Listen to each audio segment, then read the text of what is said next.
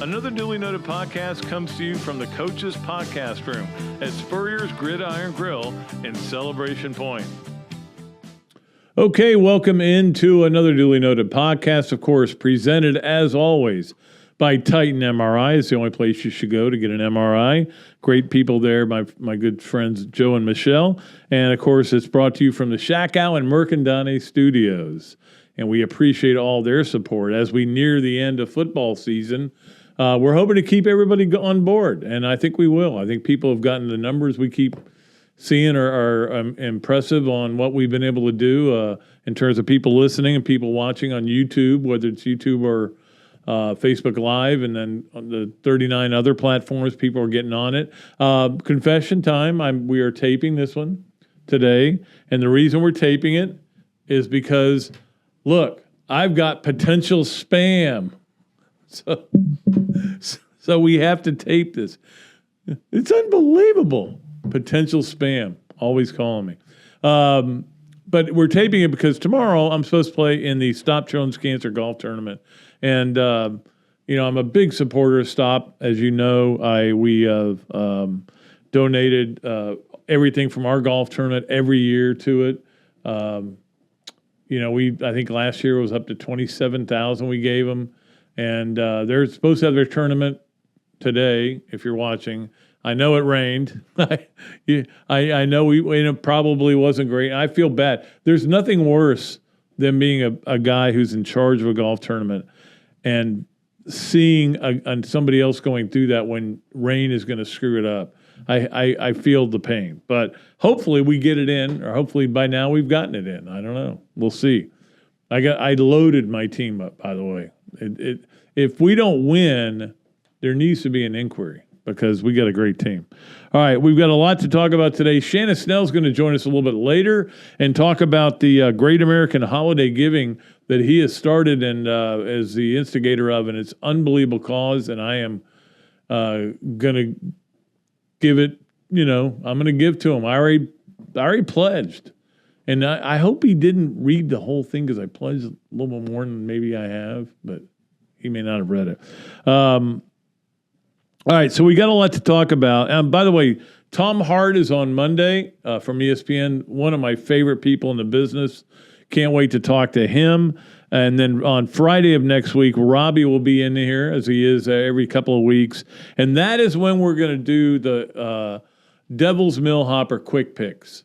We'll do that on Friday of next week. I know I told you I was going to do it today. I decided to put it off for multiple reasons. We'll do it then, so we'll give you a quick pick, another chance to qualify.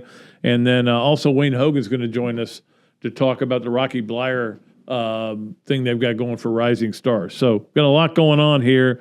And there will be apparently a Florida football game on Saturday night, 7:30. I've been told that they haven't canceled the game, that they're still going to play, despite Gator fans being livid and mad. It has been pretty amazing for me to deal with. On Monday, I went up and spoke to the Savannah quarterback club, and I did this ridiculously stupid thing of doing 5 clubs in 8 days.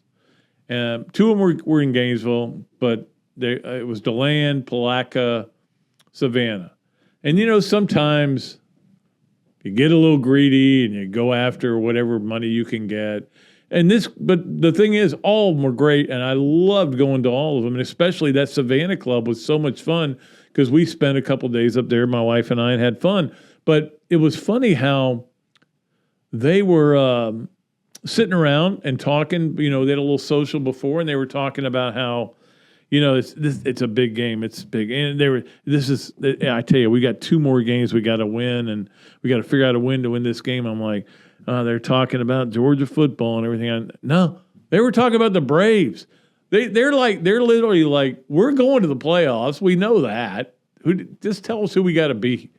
And it's not even a cockiness. It's like, I can't believe how good we are. We are really good. So that's what I got up there. And then I said, well, these people are being really nice to me. They know I cover the Gators. And then I went in to go to the bathroom, and there was a gator head on the urinal cake. So, obviously, They have feelings. It was a great group. I loved going up there, and they had, but it was 95% dogs. There was one Knoll, I think 2 Gators, maybe 3. In fact, Paul Ewaldson, who was a wide receiver at Florida, is a member up there. But anyway, so I got back here on Tuesday on Tuesday, and actually on Wednesday. I'm sorry, got back on Tuesday, but on Wednesday I went on my radio show with Jeff Cardozo, which I always loved doing, and man, it was just so vicious. And I was like, it got to a point where I'm like, Dan Mullen's, he's not a bad person, and people are really bad. I wrote a thing about this for the alumni magazine, and it was about why in the SEC do we take it personally when we lose. And I know that a lot of people take it personally when they lose, but not like in the SEC. In the SEC, most teams take it personally when they lose. They blame, they want to start blaming. They want to fire people. They want to fire the popcorn guy who makes popcorn. Terrible. Never seen anybody quite like him. He's not good. The guy who lines the field. I noticed there was something a little bit off. They want to fire everybody. And look, that's part of being a fan.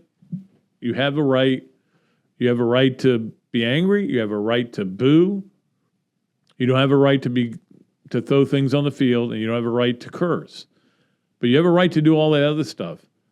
I keep telling people over and over again, does it help? Show me how you are helping your team that you love by degrading everything that's going on. Florida is, I know what happened with Mullen, and this whole story with Mullen was unbelievable this week. Unbelievable. And that he comes on Monday and does his usual appearance with the media, which he's contractually obligated to do. If he wasn't, I mean, there's a clause in the contract like you get paid the way they spread it out, and I think it's to entice people to do media. You get like $1.9 million just for doing all the media you have to do, and that includes obviously the in-house stuff and all the interviews they do there. But so he's there, and he keeps getting asked recruiting questions because that's what everybody's narrative is right now. And the narrative, and it's national, it's not just local. It's Bruce Feldman, it's Andy Staples, who's local, but he's a national writer. It's everybody. Stuart Mandel, everybody. And we had Stuart on the show just recently. And we've had Feldman and Staples. Yeah, we get all the big stars. But, the bottom line was that the narrative is what happened after the game. And that was that Mullen said, we'll start recruiting. We'll start recruiting when the season's over. And Smart said, you recruit every minute of every day. And everybody went, oh, now we get it. Now we get why it's not working out. We get why Florida doesn't have the players Georgia has. And as soon as I heard it, I went, what are you doing? Do you have a PR guy? Well, in fact, he does not right now. But do you even have anybody getting in your ear and going, here's what you probably should do or say, or afterwards go, maybe you should? It's unbelievable. The guy keeps stepping on, there's a phrase I would use, but it's too funny and I can't say it here. But he's stepping on something, okay? But he is obviously putting his foot in his mouth over and over. Or, maybe it is the shoe that Marco Wilson threw landed in Dan Mullen's mouth. That could make some sense. But you can't say we're going to start recruiting after the season when signing day is like 3 weeks away or whatever it is. I don't even know what it is. I don't pay attention to it. You can't say things like that. So he comes back Wednesday in his press conference. Well, not press conference because he won't do any more press this week. And he won't let the players talk and won't let the coordinators talk. Act of a desperate man, hurt the media, that'll teach him. Don't. And again, the fans still want to hear what you guys have to say, what your players have to say. They want to hear all this. But that's how you hurt the media. In your mind, you've won. And that's just stupid. for any coach who's ever done that. Doesn't do you any good. I can see you shutting down some guys. Like, for example, Spurrier used to shut down Danny Werfel. One time he shut him down. Yeah, you're getting too much press. You get too much press. Because you don't need to talk to those media boys. We'll make other people available. You guys come over here and talk to Javon.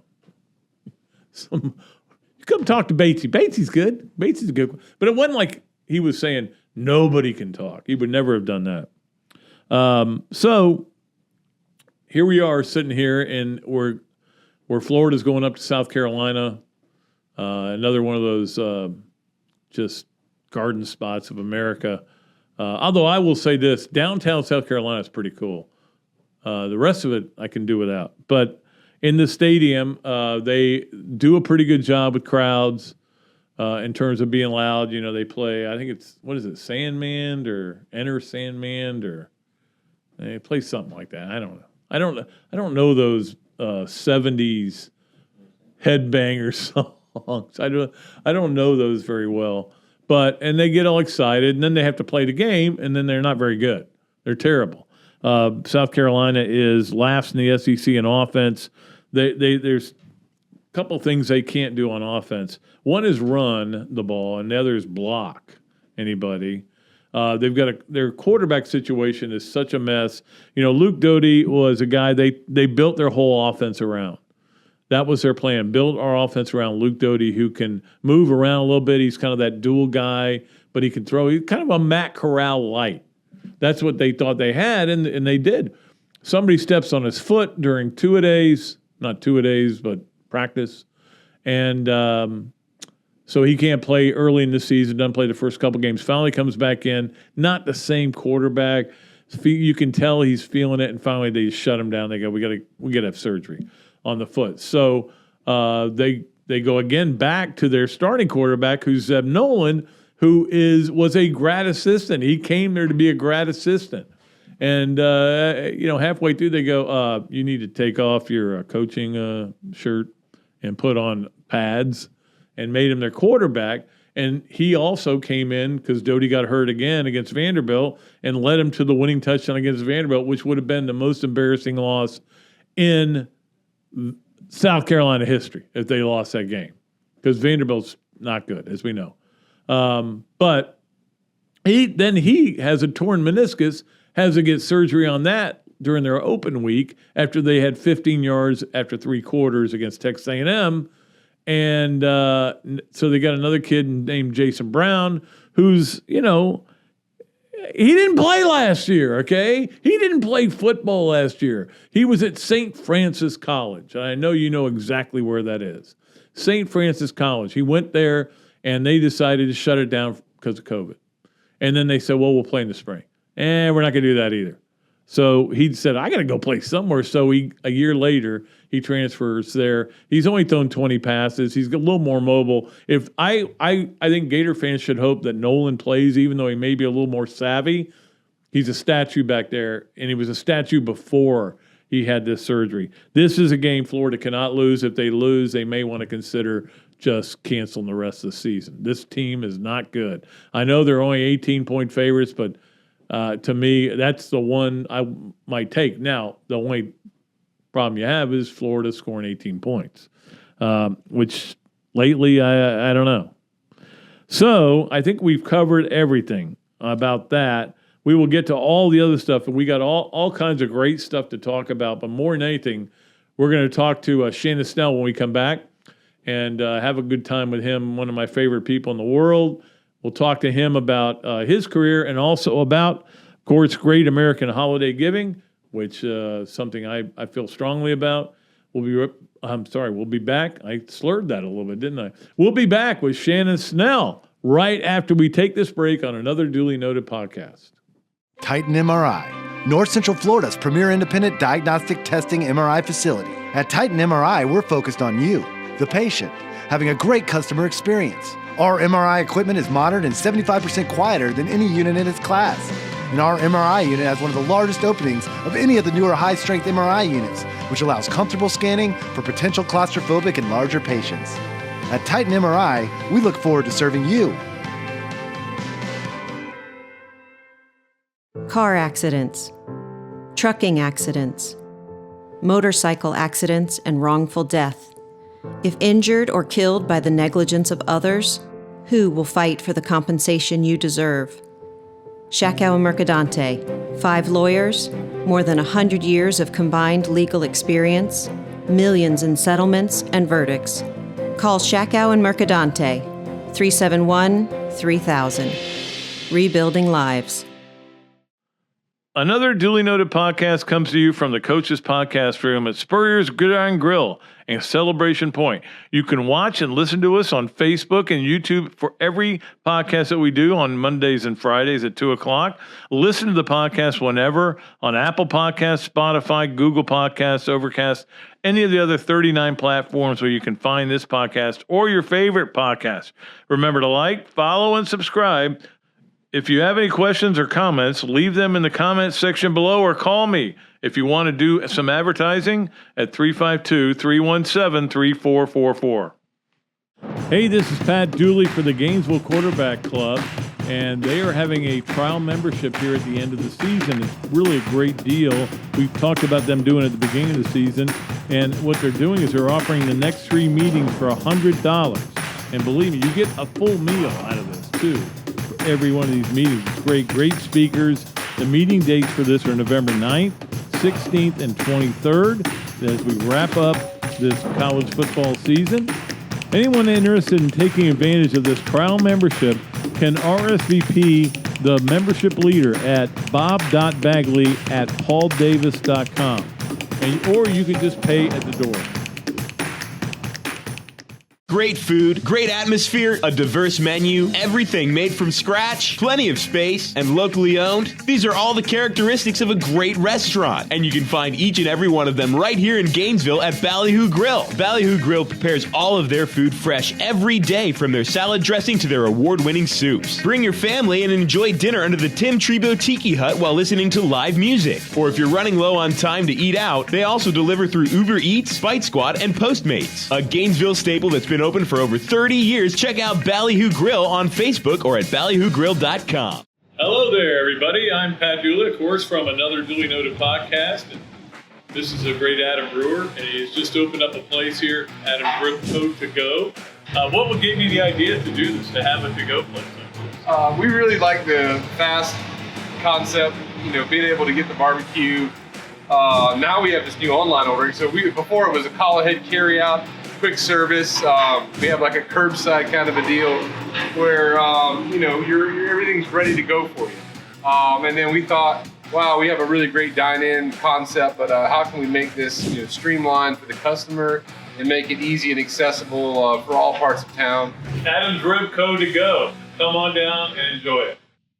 All right, welcome back to Another Dooley Noted Podcast. Great pleasure to bring in my friend Shannon Snell, who is been a great friend to our golf tournament, the Bob Dooley Invitational. And yes, we will be announcing a date very soon for that. I know everybody's excited, and it'll fill up in 5 minutes. But he's doing a lot of great things, and we want to talk to him a lot about Florida football, but also about the Great American Holiday Giving that he has started, which is something that you really kind of got going back during the COVID.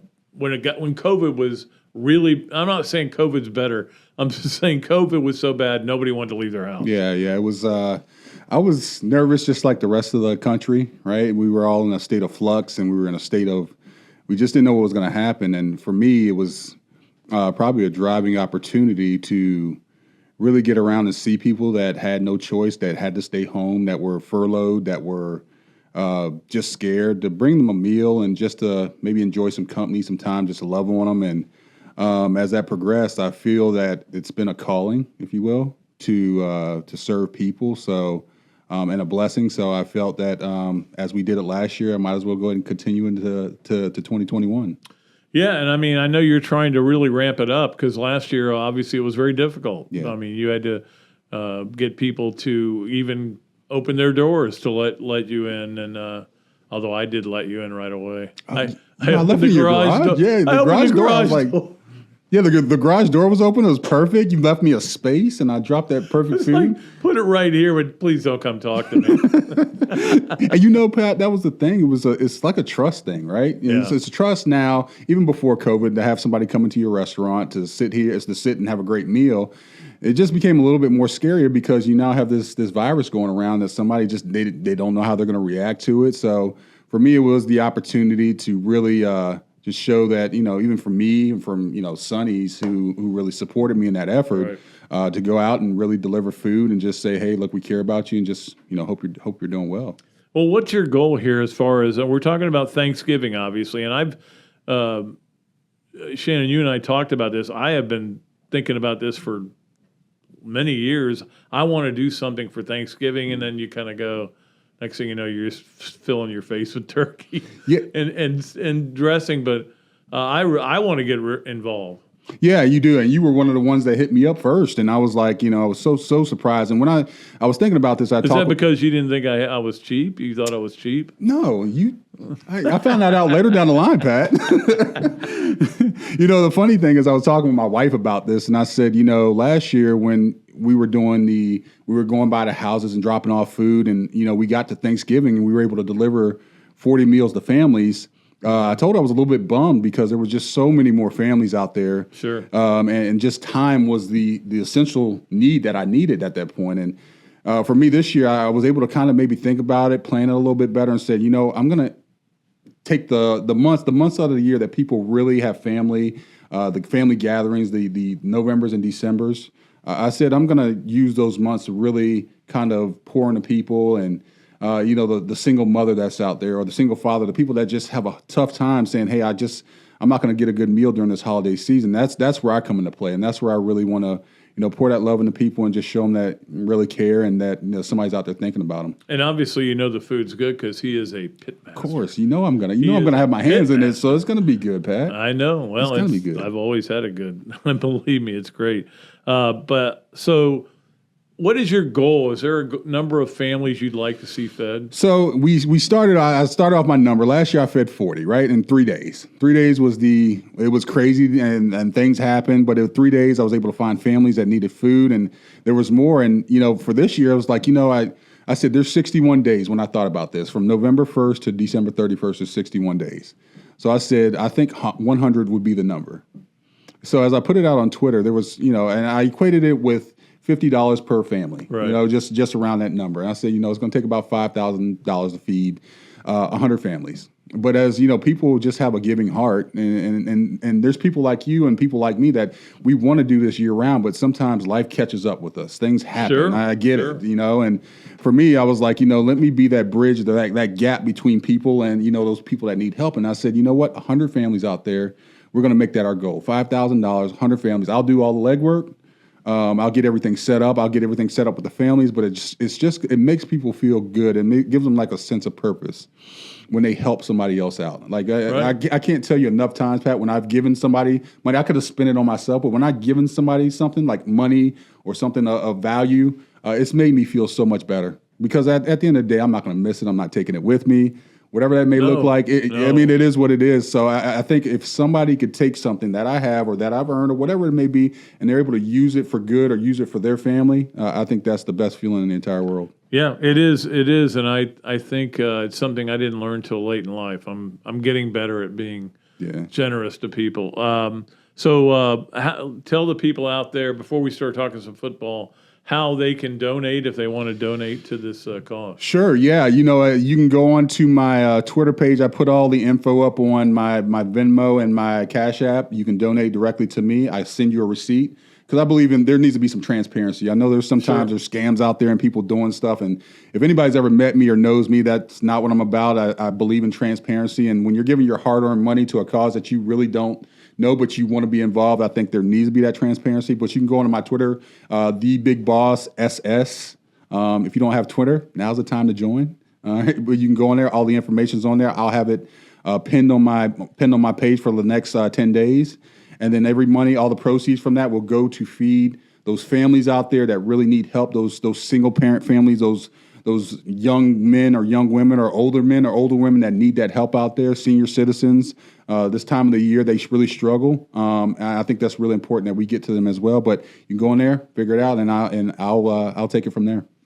Yeah, absolutely. And I highly encourage everybody to do that because, as we all know, we all have, we all want to do this kind of thing. Sure. And like Shannon's making it easy for us. No, absolutely. Here, give him a check, give him a Venmo, do whatever, and then he'll do the work and get the food cooked and take it to all these people that need it. And it's the greatest thing I heard. And when I saw it, immediately I went, oh, please, this is what I've been waiting for. Right. Somebody to do the work for me. And Pat, there's people out there, and it really is about being giving, right? Yeah. If somebody doesn't want to do it, that's great. That's fine. But hopefully somebody would want to invite a family into their home for Thanksgiving or for Christmas or during the holiday season, just say, hey, look, there's somebody else. Like we all have these family gatherings where you have so much food left over that you eat leftovers for the next week. You know what? You can invite a family into your home that really wants to eat, that really needs it, and you won't have as many leftovers. Kind of like a win-win, right? Yes, I totally agree. And I don't need to eat anymore, as we all know. Me too. So I feel a little bad today because I was such a wimp that I wore a jacket. And here's Shannon wearing, his cutoff T-shirt. Pat, it's like we are only going to get this weather maybe once or twice this year. It's cold. Past 72 degrees I know, outside. but I got to go out and do a radio show after this, and it's going to drop. Okay, well, you're excused then. But I've never asked you this, and I've known you forever. What was it with the razor tattoos? So when I first, I talked to myself. I said I was never going to get a tattoo. Even I wrote, there was articles written back in the day saying I would never get a tattoo, mainly because I was scared of needles, right?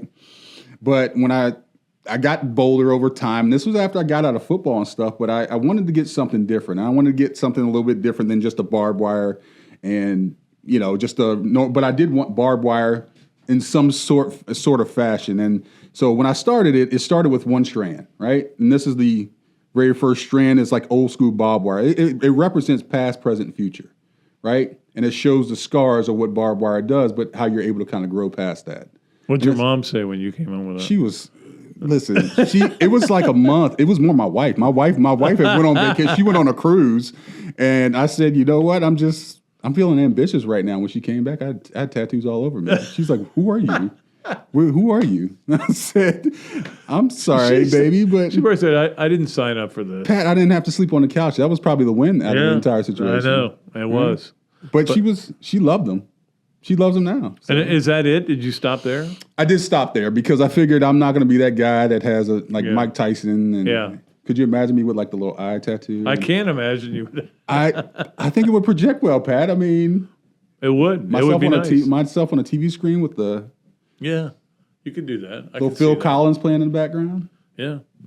Or maybe you could do a tattoo of your your All-American little brick that they have there. You could just do that, put it on your back or something. I think I'm sleeping on the couch. I'm probably sleeping outside at that point, Pat. I'm trying to keep a happy home. Well, obviously you were an All-American at Florida and a great player, and obviously went through the whole Spurrier Zook transition. And that was not easy for anybody, I don't think. But I've always said the same. Ron really was a great recruiter and a great guy, but he just didn't quite like. Florida went through a run there where they got coaches that just didn't quite get offense. They didn't quite understand how you had to score, and the more you scored, the more likely you were to win.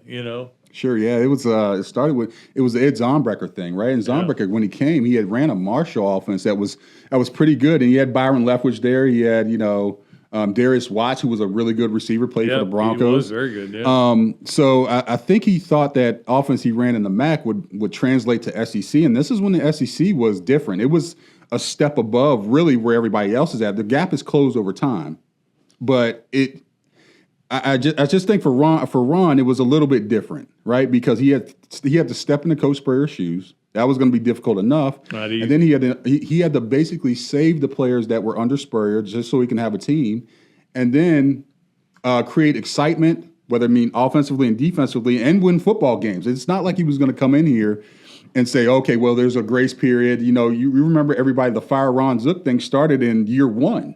But before he ever coached the game. Before he coached the game, Pat. So, I mean, that really sucked for him. But, you know, when you walk into the shadows of a legend who Spurrier was, when he came in day 1, he was winning SEC titles. And, you know, it was a tough sell for him. And it was a tough sell for every coach that really came into that program before Urban Meyer got here. Well, yeah, I remember that when Spurrier and Zook went to dinner after Zook's, when he had his press conference, when he said over and over again, "I'm not Steve Spurrier," we're all like going, "Please don't say that again," because we want Steve Spurrier. I'm not Steve Spurrier. We want Steve Spurrier, but I'm not Steve Spurrier. And then they went out to dinner, and Spurrier said, "You know, Ron, the only reason you got the job is nobody else wanted it."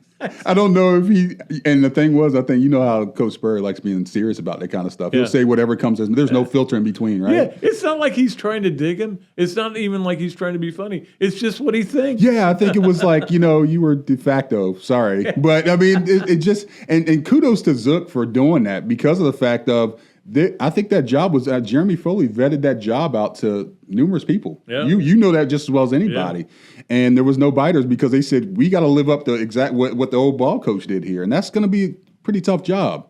You know, I remember people were tracking planes. Oh, for sure. Yeah, we were even tracking planes. We were. I know Bob Stoops was on the hook, and we were talking about him, and we were talking about numerous people. But at the end of the day, you know, the one thing I can give Ron Zook credit for is that he had the guts to kind of step in when nobody else would. That was just that was tough for him. That was tough for the program. And it probably was even tough for Jeremy Foley because Foley was like, "Hey, look, you're my de facto. Hopefully, you say yes." And there was some Florida ties there. And I think at the end of the day, there would have been no Urban Meyer without Ron Zook. Right? I mean, that's really what it was. Look at the players he inherited. Oh my goodness! Like if we could. And we're not going to talk recruiting because, you know, we'll talk recruiting after the season, right? We'll talk it after the season. But, you know, if I'm, you know, the guys that he brought in, he knew how to sell them. He knew how to sell them on what being a Gator was. He knew how to sell them on, hey, look, you know, and even in the seasons, it was 8-5, 8-5, right? It wasn't like we went 12-0. We're winning national titles at that point in time. Ron was able to kind of talk to these guys and say, hey, look, this is what it's going to take. This is what I'm expecting. And he didn't BS anybody. I think he was very honest, and he got guys to come here, which was great for Urban Meyer. Well, it's interesting because I remember when, after I think his second recruiting class, the FSU coaches were all saying, we got zooked. Because he had pounded recruits with negative information about FSU. Oh yeah, which is legal. You can do that. Yeah, it was great because he was the ultimate recruiter. He was a guy that you talk about competition. He didn't want to lose at anything. Right. Ron didn't want to lose at anything, and that was the coolest thing. Is especially on the trail, right?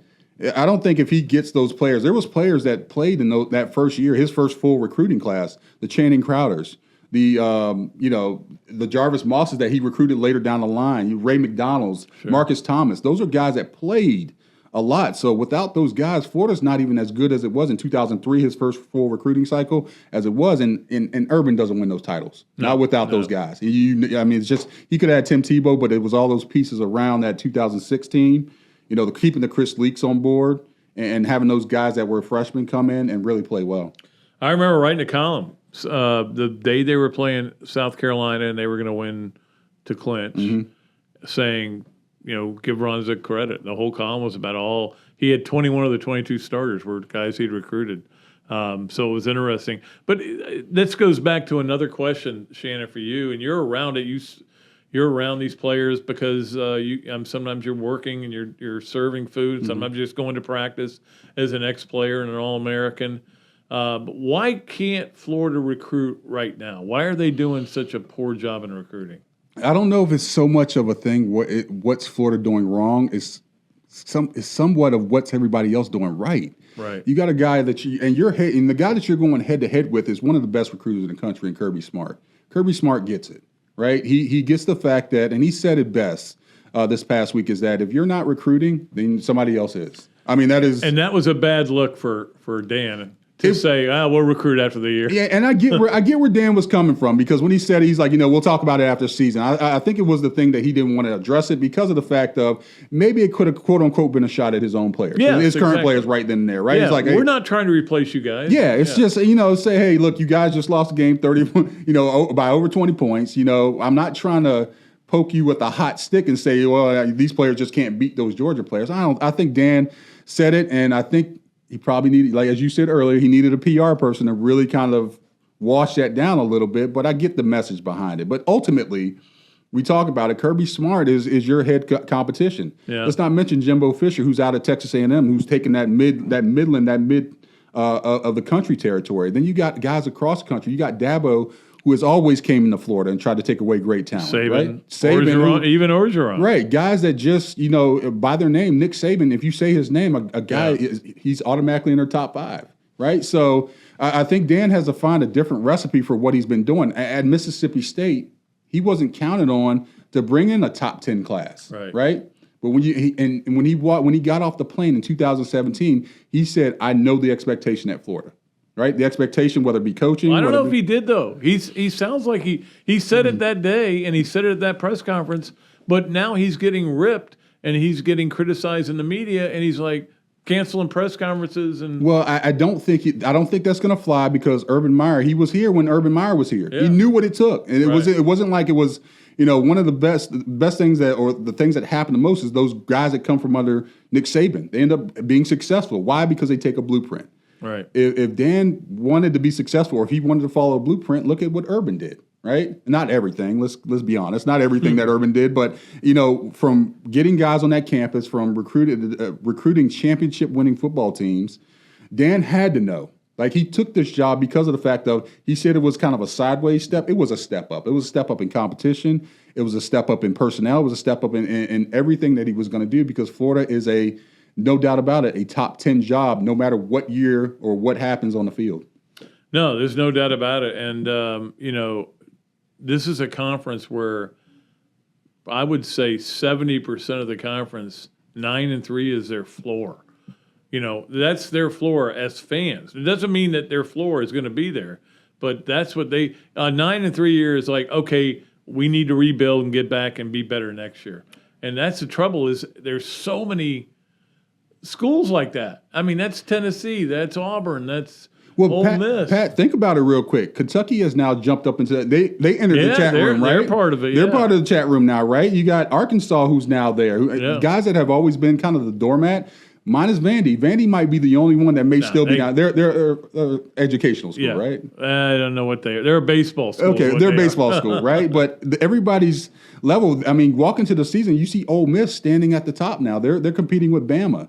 Like, everybody's win, as you just said. I mean, the floor is 9-3. So anything below that, and especially now where you have to fight, you have to win 4 games in a row just to get to 8-4. You're below the standard, right? And I think that's a little bit tough, and I think it's really stressing them. I think there's added pressure now that you have to win 4 games against teams that you should beat, but you could drop one. A Florida State team that's getting better a little bit. Yeah. I mean, they're not as horrible as they were. Well, I was curious about the Clemson game, and Clemson's so bad this year. It's unbelievable. And they looked like they were going to win the game. FSU. They did. And then obviously it was a bad beat for the bettors, which I don't gamble for that reason.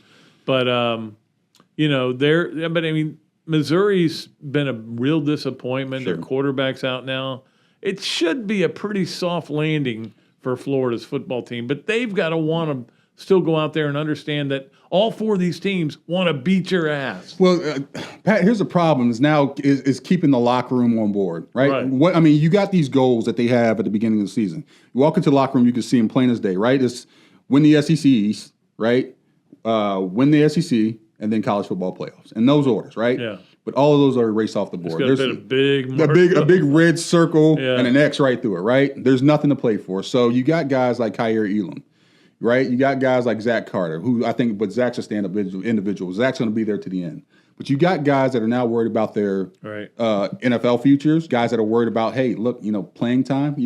What about Emory Jones and Anthony Richardson? What happens there? Both of those guys, I mean, I know they support each other, and I firmly believe that. I've seen it, right? But at the end of the season, you're looking at each other in the mirror and say, Emory's not going to the league, right? What happens? They're both not going to be here. It's just a matter of how it works out. Yeah, it's just it really is. So it's about keeping these guys invested. How are you going to do that? What is the message to keep these guys invested into Florida football when you have all your goals that you set forth at the beginning of the season are now gone? Even beating your rivals. There's no rivals left other than Florida State, right? Beating Florida State is your goal right now, and maybe making it to a bowl game, which we saw how that played out last year, making it to a bigger bowl game, a New Year's Day bowl game. Like, you're going to be playing for something, probably not a New Year's Day bowl game. You're playing for something else. So how do you keep those guys invested? It is kind of funny how South Carolina, when they joined the league and became a permanent opponent for Florida, there's never been a rivalry there, though. It's like, we'll send her. That's where we'll send our coaches after we fire them or get rid of them, and Mike Peterson's there, and I hope he does. I love him to death. And, but there's never been any hatred. But you never lost to him. I know that. Never lost to South Carolina. I mean, they've always fielded pretty good teams. And this is why I made a comment on Twitter the other day. I said, it's time to refocus because right now we're in a little bit of a tailspin. But it's time to refocus because going to Columbia 5 o'clock, 5:30 at night, and it's going to drag into the nighttime. 7:30. Yeah. If it drags into the night, the last time I saw Columbia at 7:30 at night, there was a blackout. These guys were ranked number 15 team in the country. They were much better. Columba Edwards, who was a really good linebacker for them. I mean, but at the end of the day, if you have that hangover from what happened last week in Jacksonville, and you let South Carolina stay around, have we been good enough to pull away or to say, hey, we can overcome that? I don't know. I'm not willing to. I don't know either. Yeah, I don't know. Yeah. I'm never going to count the boys out. But at the end of the day, it's like you got to get back to winning. Winning cures everything. You know that just as much as I do. Do they want to be football players or do they want to play football? I mean, there's a difference, But it's to talk about that blackout game. Just real quick story. I couldn't go down to get quotes because it was so late game, and. This young girl, Debbie Jones, came up from, I think she was Florida Today, and she goes, I said, Debbie, can you just give me one quote? It'll be great for my column if I can get one quote. So she gave me a quote, and it was how Spurrier said, yeah, it was great. They wore those black, everyone wore black so we could pick the ball out of the crowd, and made it easier for us to catch the ball. All right, I don't think anything of it. I throw it in the story, and then Monday, practice comes, and Spurrier's like, where's Pat Dooley? Yeah, he's not here today, Coach. He goes, he misquoted me horribly. And I'm like, so because you got a second A. He goes, what did he say? What did he quote you as saying? And he said that I said this, and Debbie Jones said, well, that is what you said, Coach. And he goes, nah, that's not what I said. She goes, well, I got it on tape. Do you want to hear it? She plays it for me. He goes, that's not what I meant. That sounds like him. He should have known better than that. Yeah. Than to think that that's what I meant. But anyway. All right, last thing for you.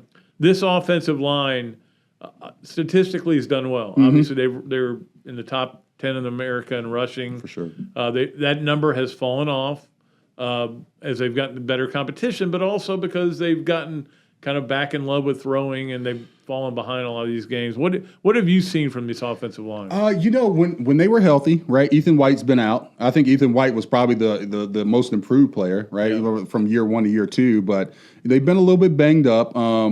And they've been behind, and not so much. They've been behind in the last couple of games. You talk about LSU, right. You talk about Georgia. So when Dan's offense is as successful as his offensive line goes, that's just what it is. And you saw earlier in the season that as the offensive line was blocking well, as they were really kind of coming off the ball, it really helped in protection. Yeah. Like Anthony and Emery had a lot of time back there. Right.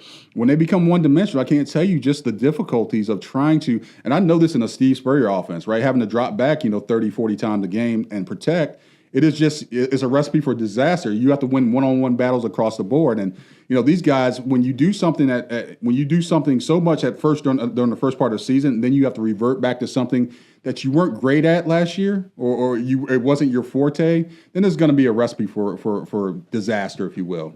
But with that being said, I think the offensive line has been the strength of the football team minus the running back room, right? And those go hand in hand, just like you and I know. Absolutely, yeah. So even against Georgia, you got Josh Braun, who held his own against a guy that's probably going to be a top 5 draft pick, right? Yeah, there's talent along that line. I'd pick him very high. Oh yeah, definitely. There's talent along that offensive line, and I think John Hevesy has done a fantastic job of really installing, his scheme that he was successful with for a long time. John Hevesy's a good offensive line coach. I really believe in him. I just think, last year was a little bit abnormal where you got a generational talent at tight end and you got a wide receiver that's so good, and then you got a Heisman runner-up quarterback. You have to play into those strengths, even though the offensive line may not be their strengths. You have to do it because if you get the ball in their playmakers' hands, anything can happen. 70 yards, 80 yards to the house. Yeah, So you don't even have to block sometimes. No, yeah, for Tony, you probably don't even have to. You could just stand there and watch him. So at the end of the day, I think the offensive line has definitely overachieved, and I think they really gave us a glimpse of what this offense could be. This offense is when it was at one time the top rushing offense in the country, right? And I still think it is to a certain degree. And as the competition got better, let's take a look at Alabama. They really took it to Alabama, right? I think they could have did the same thing with Georgia had they not. If that first half ended with a 6-3 score, Florida's running the ball in the second half. Matter of fact, they were still opening holes. Now, the way that they're running the ball could be on the edge or up the middle. Doesn't really matter. I just think the scheme is a benefit to the offensive line. I think they really showed their talent this year, and I think they'll do the same thing these last 4 games. Yeah, that's what they've got to do if Florida's going to be successful. That's where it starts. Before we let you go, one more time, tell people how they can donate to the Great American Holiday Giving. Yeah, go on to my Twitter. It's The Big Boss, THEE, Big Boss SS on Twitter. Mine's just Pat Dooley. You need to get something a little bit cooler. It is. You know what? Pat Dooley is cooler. What am I talking about? I'm sorry, Pat. But yeah, you go on The Big Boss SS on Twitter. I'll have it pinned to my page. I have a Cash App and a Venmo. You can give to either one. It doesn't matter amount. It could be $1. Matter of fact, even if you just retweet it, that's just as good because people need to see the message being, hey, you need to give this holiday. This is the time to do it. We came off of a unsure time in our history. Not since the Spanish flu in the 1900s that we've seen anything that devastating. So people want to get back out. They want to be loved. They want to come into somebody's house. They want to have fun. It's our due responsibility as human beings to do that. Absolutely. So give. I've already given, and it'll be great. And I think it's the greatest thing in the world for Thanksgiving. Shannon Snell, All-American, Pitmaster. Those are only 2 things I want in my title, but I can't have either one of them. We'll be back with another Duly Noted podcast. Car accidents, trucking accidents, motorcycle accidents, and wrongful death. If injured or killed by the negligence of others, who will fight for the compensation you deserve? Shakow and Mercadante, 5 lawyers, more than 100 years of combined legal experience, millions in settlements and verdicts. Call Shakow and Mercadante, 371-3000. Rebuilding lives. Titan MRI, North Central Florida's premier independent diagnostic testing MRI facility. At Titan MRI, we're focused on you, the patient, having a great customer experience. Our MRI equipment is modern and 75% quieter than any unit in its class. And our MRI unit has one of the largest openings of any of the newer high-strength MRI units, which allows comfortable scanning for potential claustrophobic and larger patients. At Titan MRI, we look forward to serving you. Another Duly Noted podcast comes to you from the Coach's Podcast Room at Spurrier's Gridiron Grill in Celebration Point. You can watch and listen to us on Facebook and YouTube for every podcast that we do on Mondays and Fridays at 2 o'clock. Listen to the podcast whenever on Apple Podcasts, Spotify, Google Podcasts, Overcast, any of the other 39 platforms where you can find this podcast or your favorite podcast. Remember to like, follow, and subscribe. If you have any questions or comments, leave them in the comments section below or call me if you want to do some advertising at 352-317-3444. Hello there, everybody. I'm Pat Dooley, of course, from Another Dooley Noted Podcast. And this is a great Adam Brewer, and he's just opened up a place here, Adam Brewer To Go. What gave you the idea to do this, to have a to-go place? We really like the fast concept, being able to get the barbecue. Now we have this new online ordering. So before it was a call ahead carry out, quick service. We have like a curbside kind of a deal where everything's ready to go for you. And then we thought, wow, we have a really great dine-in concept, but how can we make this streamlined for the customer and make it easy and accessible for all parts of town? Adam's Rib Co. To Go. Come on down and enjoy it. Great food, great atmosphere, a diverse menu, everything made from scratch, plenty of space, and locally owned. These are all the characteristics of a great restaurant, and you can find each and every one of them right here in Gainesville at Ballyhoo Grill. Ballyhoo Grill prepares all of their food fresh every day, from their salad dressing to their award-winning soups. Bring your family and enjoy dinner under the Tim Trebo Tiki Hut while listening to live music. Or if you're running low on time to eat out, they also deliver through Uber Eats, Bite Squad, and Postmates. A Gainesville staple that's been open for over 30 years. Check out Ballyhoo Grill on Facebook or at ballyhoogrill.com. Hey, this is Pat Dooley for the Gainesville Quarterback Club, and they are having a trial membership here at the end of the season. It's really a great deal. We've talked about them doing it at the beginning of the season, and what they're doing is they're offering the next 3 meetings for $100. And believe me, you get a full meal out of this, too, for every one of these meetings. It's great speakers. The meeting dates for this are November 9th, 16th, and 23rd as we wrap up this college football season. Anyone interested in taking advantage of this trial membership can RSVP the membership leader at bob.bagley@pauldavis.com. Or you can just pay at the door. All right, welcome back to Another Dooley Noted Podcast. Thanks so much to Shannon Snell for being in here.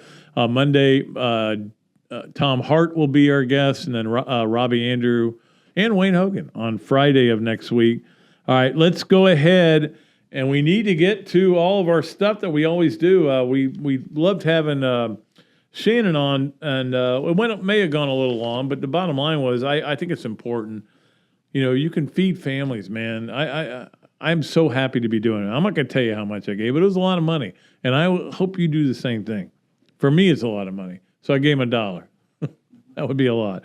All right, 3 things. It's presented by Hand Law, a Florida law firm which helps clients with government. You can learn more about Hand Law by visiting its website at www.hand.law. The firm is available for consultation in Jacksonville. Hand Law. We love Hand Law. All right, here we go. Number 1. Did you think I wasn't going to mention it? Braves win. Braves win. It was a weird, and the funny thing is, their play-by-play guy now is a guy named, I don't even know his name, Ben Ingram. I've never listened to a Braves game with him. I guess I have on Sirius, but what he said captured it perfectly, because he said, "Is this happening?" When the last out was made. Yeah, that's the way I felt. I couldn't believe it. I couldn't believe this story about this team with all these injuries, and then their player who escaped Cuba 5 times and finally tried to, and on his 6th time he escaped. And then he gets COVID. Can't play in the Dodger series and the whole NLDS or LCS. And then he comes back and he's the MVP of the World Series. What the hell? Somebody's making all this stuff up.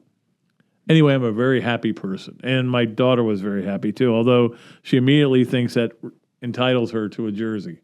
And of course, if you go in online and found the jerseys were all like $500. Yeah, $500. Football fanatics, whatever. Number 2, I was having this discussion the other day with some friends of mine, actually at the quarterback club, Gainesville Quarterback Club, Mike Floyd, and we were talking about how I said everybody wants to be 9-3. Not everybody. And Vanderbilt doesn't want to be 9-3. They 9-3, they would have a statue erected. But and of course Alabama doesn't want to be 9-3, but that's their floor.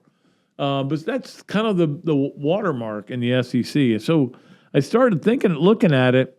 There are 6 teams already that can't get 9-3. And that's why there's a lot of good disgruntled fans out there. And that includes, of course, Florida. Can't get to 9-3. But just because I had not done this, or I usually keep track of this, I checked on the East versus West, and I thought it might be bad. It is bad. 9-3. Again, same thing. The West has won 9 of the 12 matchups, and it's not going good for the East this year. The East is, it's Georgia's got the two of the 3 wins. I can't remember who has the other one. Probably somebody beating. I can't remember. Anyway, I know it wasn't Florida because they lost to both of their West teams. So not good for the SEC East this year. Finally, number 3, I thought about talking about Henry Ruggs, and I said, I'm going to say something stupid. I'm just going to stay away from it. It's a terrible, terrible tragedy. It is a terrible act on his part. Personally, I hope he goes to jail for a long, long time. If you're driving that drunk and you take someone's life and you're going 156 miles an hour, it's just stupid. It's stupid and it's selfish, and you killed somebody. I personally hope he never plays football again. I do feel for him in a way, because I believe in that. I believe in feeling for people that make huge, massive mistakes. I loved what Derek Carr said. He said he needs people to love him right now. If nobody else wants to, I will. And that's his quarterback. And that was great to hear. Yeah, that's exactly right. I mean, what are you going to give up on him for life? I mean, he may end up in really bad situation, going to jail for life, or I don't think they have the death penalty out there, but I mean, that's homicide, negligent homicide. I don't think he would go to death for that.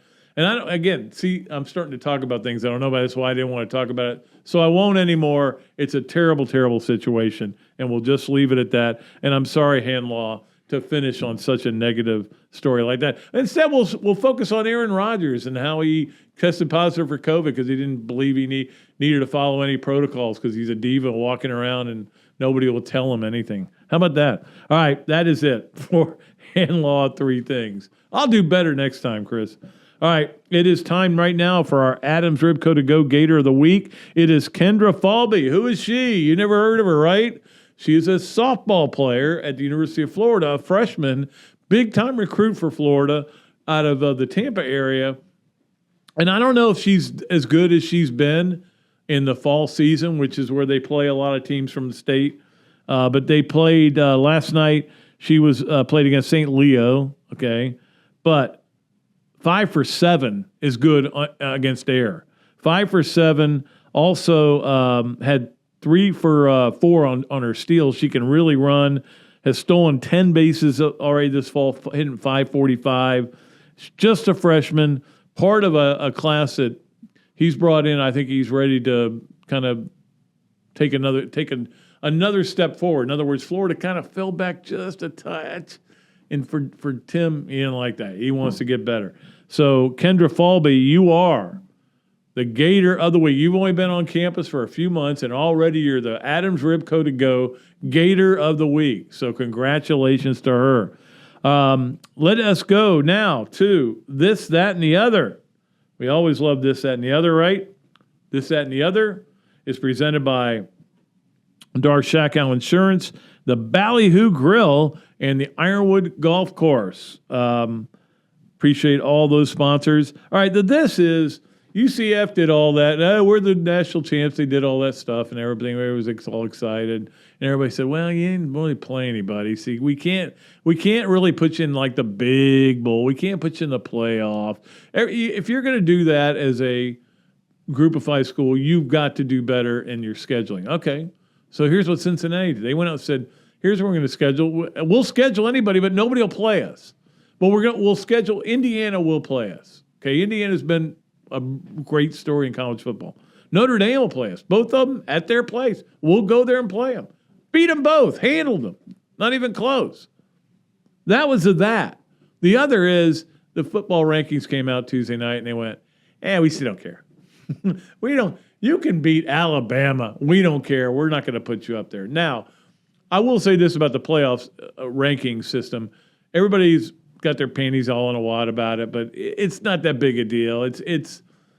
There is room for movement in there, and that's what they almost set it up as. If Ohio State beats Michigan, they're not going to be 5th, right? They'll be up there. Oklahoma's 8, which is an undefeated team, and that seems crazy. They'll end up there. They'll end up there if they win out. So.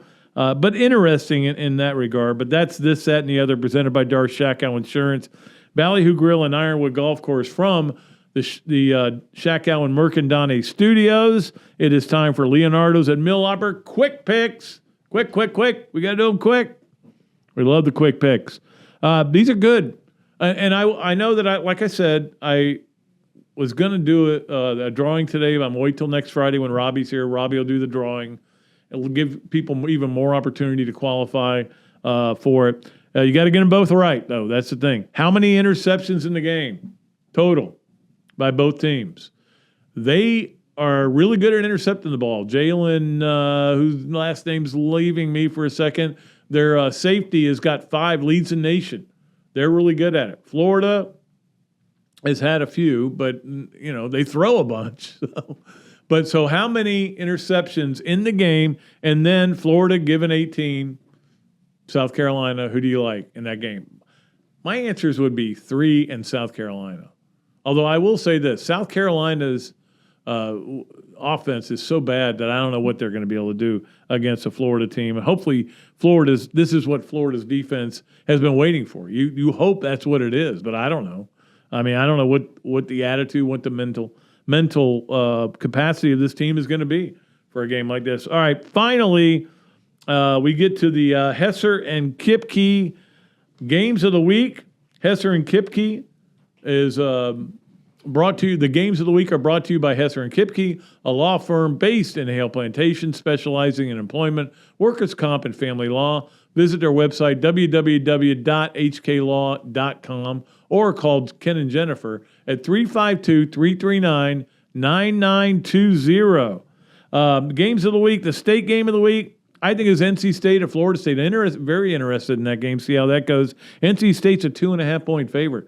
Not a big favorite there, but FSU, that could be a big win for them. I mean, they were right there with Clemson, and it looked for a minute like all 3 state teams, big state teams, were going to be 4-4 at the same time, and only 2 of them were going up and one of them was going down. In the SEC, it's Auburn at A&M. Auburn's a 5-point favorite. That's going to be a fascinating game to see how is Auburn really that good they can go to Texas A&M and win. We'll find out. And to be honest with you, nationally, I think that's the biggest game of the week. But I think a lot of people will look at Michigan State at Purdue. That's another great game. Game day is at Cincinnati, and they're playing. I don't even know who they're playing. That's how big a game that is. They went there. I think they went there to say, "We're sorry. We're sorry we put you number 2 or number 6 instead of number 2." I could go on and on about the ratings, but really, they're going to change next week. We'll talk about them more next week. And then the under-the-radar game will be Liberty at Ole Miss.